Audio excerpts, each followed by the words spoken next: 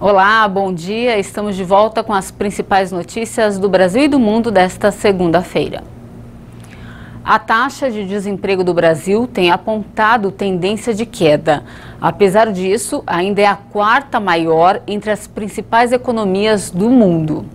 O levantamento sobre o terceiro trimestre do ano mostrou que a taxa de desemprego no Brasil chegou ao dobro da média mundial e está em quarto lugar entre as maiores economias do mundo. Segundo dados do IBGE, a taxa de desemprego no Brasil caiu para 13,2% no trimestre encerrado em agosto, atingindo 13.700.000 trabalhadores. Antes da chegada da pandemia de Covid-19, o índice estava abaixo de 12% e acabou saltando para 14,7% no começo desse ano. E no conjunto de países da Organização para a Cooperação e Desenvolvimento Econômico, a taxa de desemprego caiu para 5,8% em setembro. De acordo com o ranking, apenas Costa Rica, Espanha e Grécia registraram em agosto uma quantidade maior de desempregados em relação ao Brasil, que teve um período prolongado de baixo crescimento. E o país também tem crescido em uma média menor que a dos países emergentes. Agora, falando de coronavírus, a média móvel de mortes pela Covid no Brasil está abaixo de 300 há 20 dias. O Ministério da Saúde informou que o Brasil tem mais 72 mortes por Covid-19 em 24 horas. Agora, o país chegou a 612.659 vítimas da doença. Também foram confirmados mais 5.126 novos casos de um dia para o outro. No total, já são mais de 22.017.000 diagnósticos positivos para o coronavírus. A média de mortes está em 197 vítimas por dia. Segue abaixo de 300 pelo 20º dia seguido. Com uma redução de 15,22% em relação a 2 semanas atrás, a curva volta a apresentar tendência de queda depois de 3 dias de alta. A média móvel de casos indica 8.473 novos registros diários, com uma diminuição de 16,97% em relação a 2 semanas, apresenta tendência de queda. Agora, analisando a evolução da doença por regiões, hoje 9 estados apontam alta: Amazonas, Bahia, Ceará, Mato Grosso do Sul, Pará, Piauí, Rio Grande do Norte, Rondônia e Sergipe. Já em estabilidade estão 9 estados: Acre, Alagoas, Amapá, Maranhão, Mato Grosso, Paraíba, Pernambuco, Rio Grande do Sul e Santa Catarina. 7 estados apresentam queda: Espírito Santo, Goiás, Minas Gerais, Paraná, Rio de Janeiro, Roraima e São Paulo. 2 unidades da federação não atualizaram os dados: Distrito Federal e Tocantins.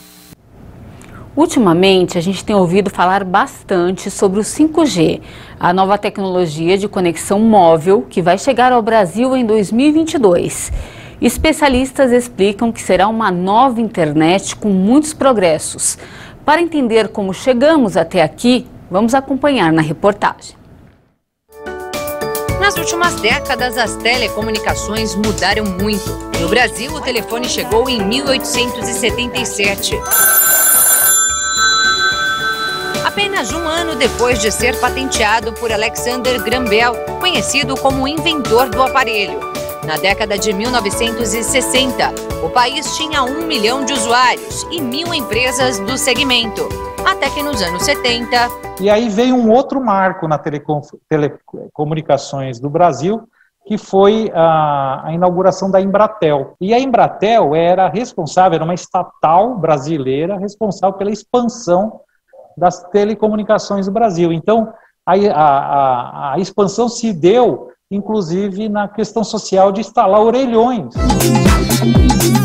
Uma inovação que hoje, 50 anos depois, é desconhecida por muita gente.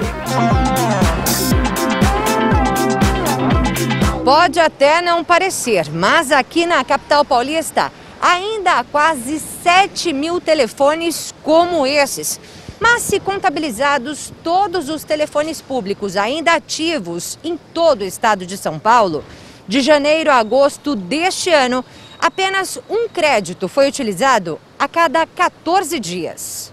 Até porque grande parte dos orelhões nem funciona. E hoje em dia, a maioria das pessoas não usa nem telefone fixo. Segundo a Pesquisa Nacional por Amostra de Domicílios, em 2020 o telefone fixo convencional estava presente em apenas 24% dos lares brasileiros. Foi nos anos 90 que o telefone celular chegou ao país, mas era bem diferente dos aparelhos atuais. Quando o 3G chegou, já em 2004, algumas informações e notícias chegavam pela internet no celular.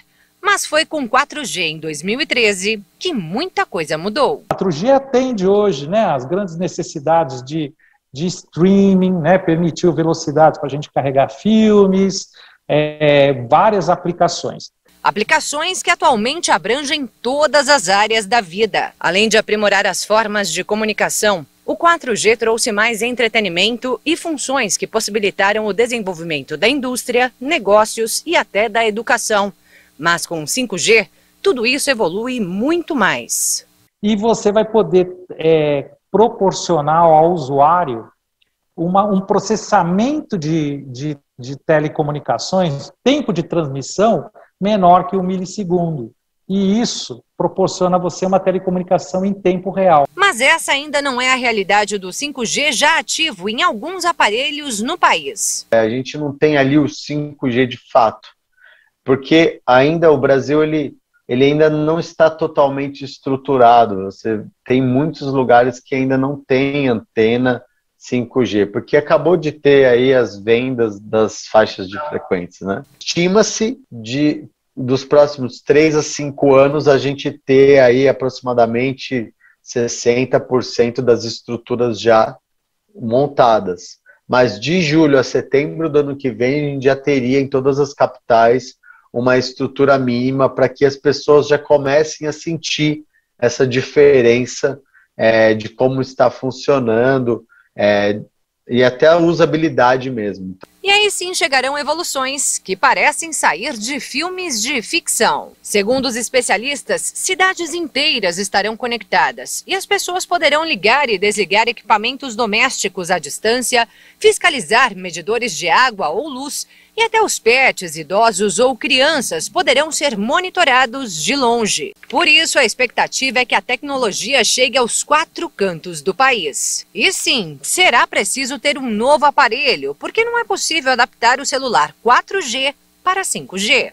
Todos os fabricantes vão ter as linhas de baixo, médio e alto valor. Então, todas elas com tecnologia 5G. Então, a gente deve começar a ver aí alguns aparelhos saindo em preço mais em conta, já com tecnologia.